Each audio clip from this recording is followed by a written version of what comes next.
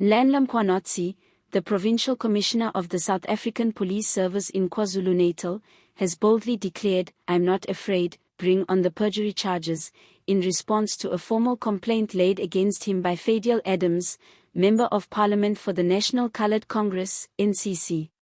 The scene is set: power, allegations, retractions, and a public showdown that is far from over. It all began with a thunderous claim. In testimony before the ad hoc parliamentary committee and during the hearings of the Nhlanhla Commission, Mkhwanazi accused former Police Minister Bheki Cele of receiving illicit funds from alleged organized crime figure Vuzimuzi Cat Matlala via a bank account not in his name.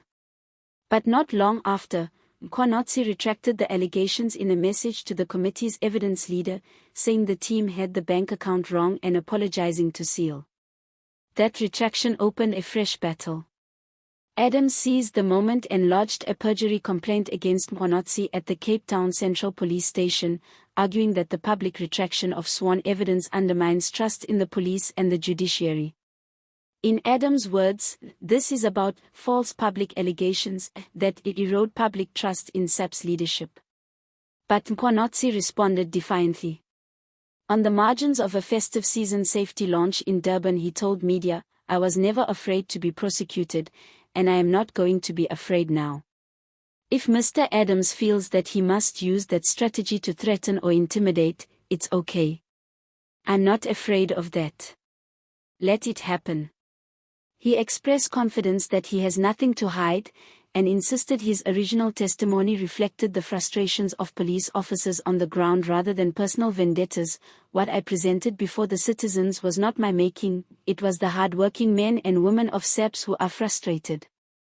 Peel back the layers and you'll find this story touches multiple fault lines in South Africa's governance, issues of classified intelligence, police independence, ministerial accountability, oversight by Parliament, and how whistleblowers or internal critics are treated. For example, Mkhwanazi accused Adams of handling top-secret intelligence despite lacking the clearance to do so, pointing to a systemic breakdown in information security protocols. At the same time, opponents say Mkhwanazi's retracting of his own sworn statement raises equally alarming questions about the accuracy of claims made under oath and the consequences for the justice system when officials withdraw serious allegations. For viewers who follow South African politics, this is the kind of high-stakes drama that brings several threads together. On one hand, you have a senior police official making explosive accusations against a minister and intelligence apparatus. On the other hand, you have that same official retracting those claims, and now facing formal legal action of his own. The spectacle intensifies when you consider the backdrop: the country's highest policing body under pressure, the intelligence community in question, large-scale organized crime accusations, and public trust slipping further.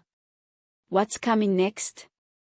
Mkhwanazi says he will return to the ad hoc committee to explain his retraction and the underlying evidence.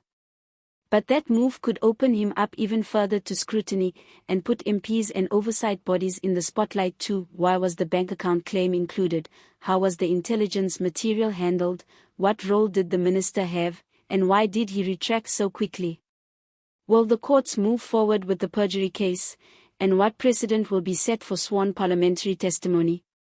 Will Mkhwanazi's defiance rally his supporters within the police, or will it isolate him further as the optics of the case deepen? If you're like me, you'll want to watch this unfold for more than just headlines. We'll go document by document, follow each legal filing, break down the committee hearing transcripts, and see how the power players respond. Because this isn't just a news story, it has implications for policing, governance, and public confidence in institutions. If you want to stay ahead of this story, the angles, the leaks, the testimonies, the legal moves, then subscribe now and hit the bell icon so you never miss a breakdown. I'll bring you analysis, summaries, and insights into what each development means for South Africa's justice and security sector. So buckle up, this one has it all: defiance, accusations, retractions, legal threats, state power challenged from within. And as Mkhwanazi said, let it happen. We'll be right here when it does.